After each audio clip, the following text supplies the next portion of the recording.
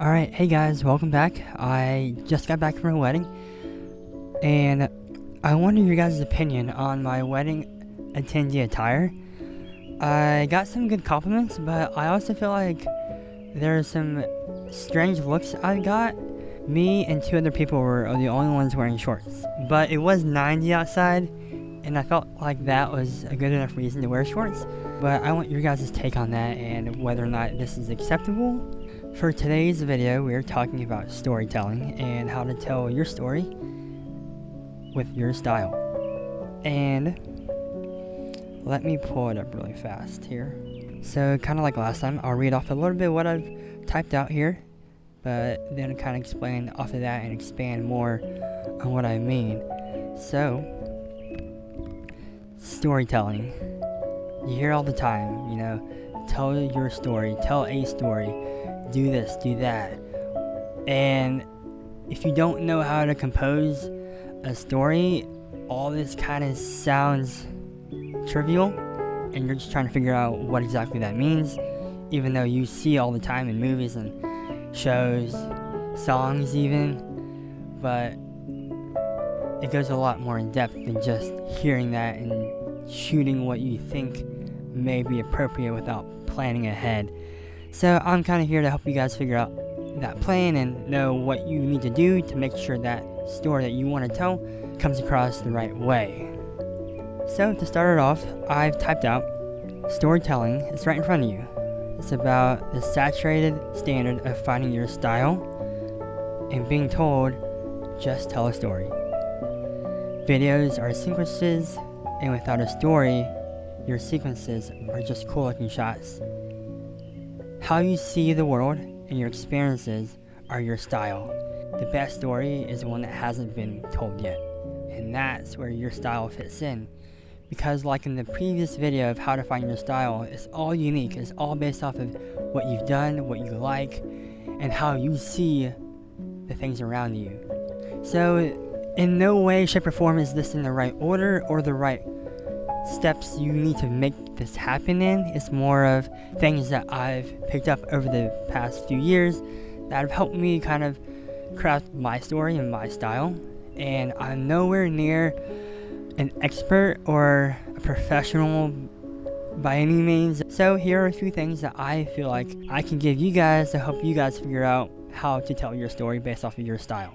I'll break it down in 3 parts. The first part is how you see stories through focal lengths, lighting, and composition. So this is what you typically think of cinematography, lighting, the camera angles, the composition, making sure everything looks good. The second part is understanding stories through your life experiences. And this kind of plays in hand with how to find your style, but also it goes in hand with telling your own story. Because the way you see your experiences and the way you experience life is different for every person. The third part is telling your story through part 1 and part 2. So it's kind of like an A plus B equals C, and the C is part 3.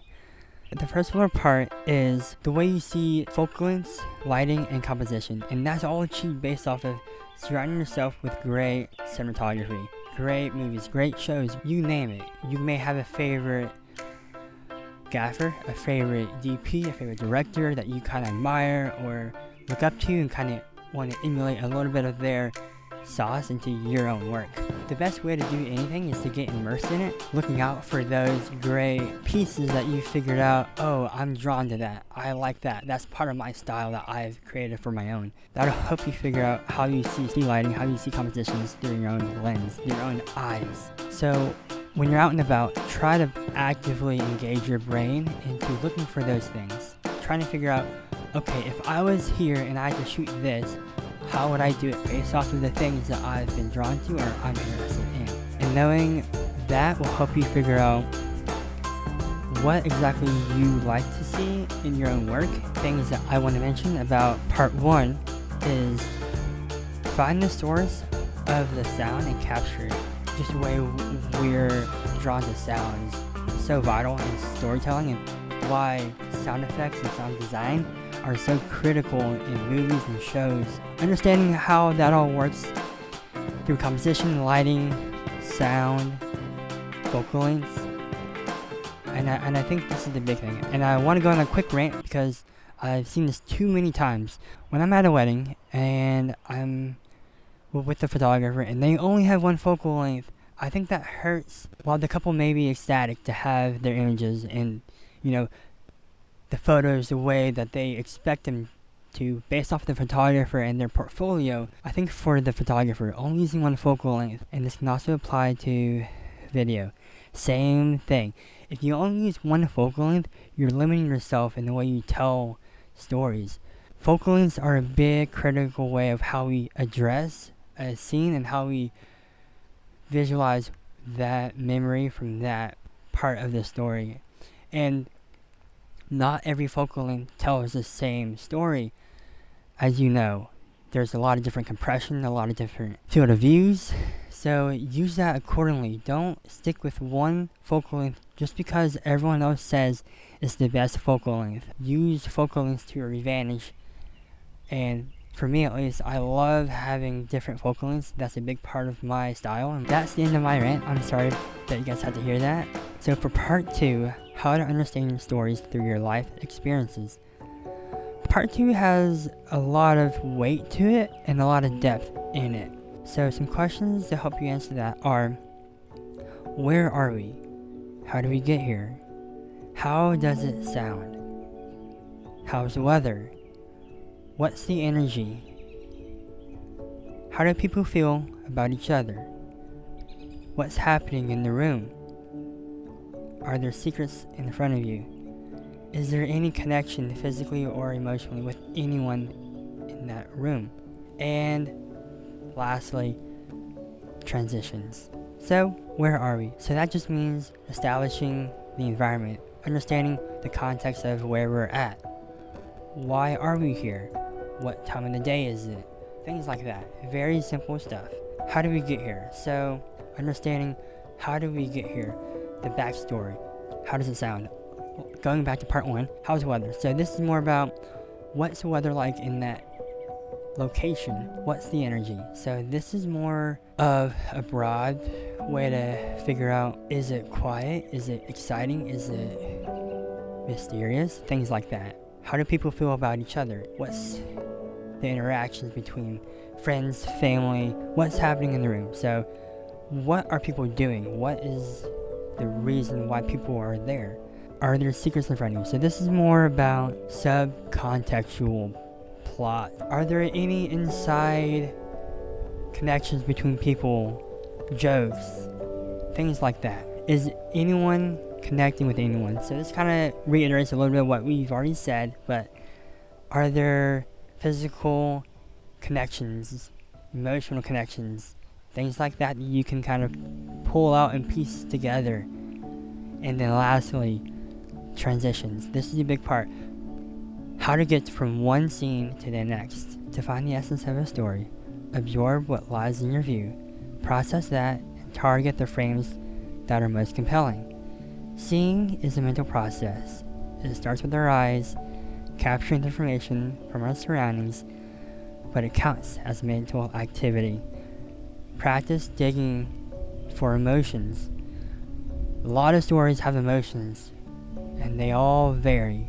Figure out what's happening in your environment and pull out the emotions. So here are a few quotes to kind of help think about part 1 and part 2 and how they all comes together for part 3. How you tell stories is equally, if not more important, than the story itself. You tell how you tell stories to show clients what you value. It's the filmmaker's experience that tells the story. Pull apart stories that you like. What you like in them is a part of you. You have to recognize that before you can use it. So those are a few quotes. I hope you kind of think about part 1 and part 2 for part 3. And all that to say, technically speaking, part 1 is all about that.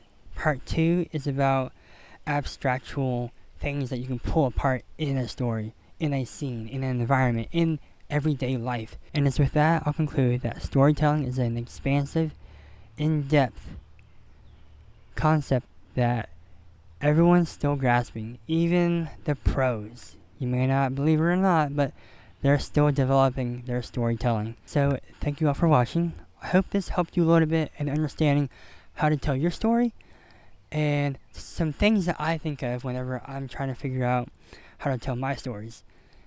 It's not always perfect. It's not always right. And a lot of the elements fall short in my own work. But the more you can work on it and the more you can figure out what elements you can improve on, the better you'll be. If you guys have any questions or comments or more things you want me to expand upon, comment below what they are. Thank you guys so much for watching, and I will see you guys next time.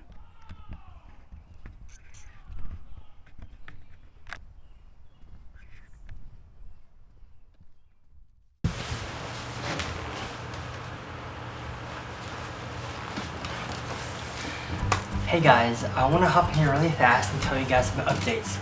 First off, I'll be leaving for a trip here soon, so all the YouTube content and things I've done will be on hold. I'll try my best to get to those when I'm there, but I can't wait to share that with you guys once I get back. Second, my newest edition, the FX6. I have a few things about it. First off, it's great. It's what you could ever want. V&D and dual bass ISO. Secondly, the monitor isn't as bad as everyone says it is. You guys can definitely use it as your main monitor, and I've had no issues with it so far. Third, the ND isn't as big of a jump for me because I'm so used to using a V&D on the front of my lens to fine-tune my exposure, so this works in the same manner, and I really haven't seen too much of a difference other than convenience and having it built in. Overall, the FX6 is a great camera for anyone who's looking for uncompromised ability with their workflow. It pairs well with my FX3, and my FX6 has been what you've seen shot for this video. So that's all I have for you guys. Thank you so much for watching, and I will see you later.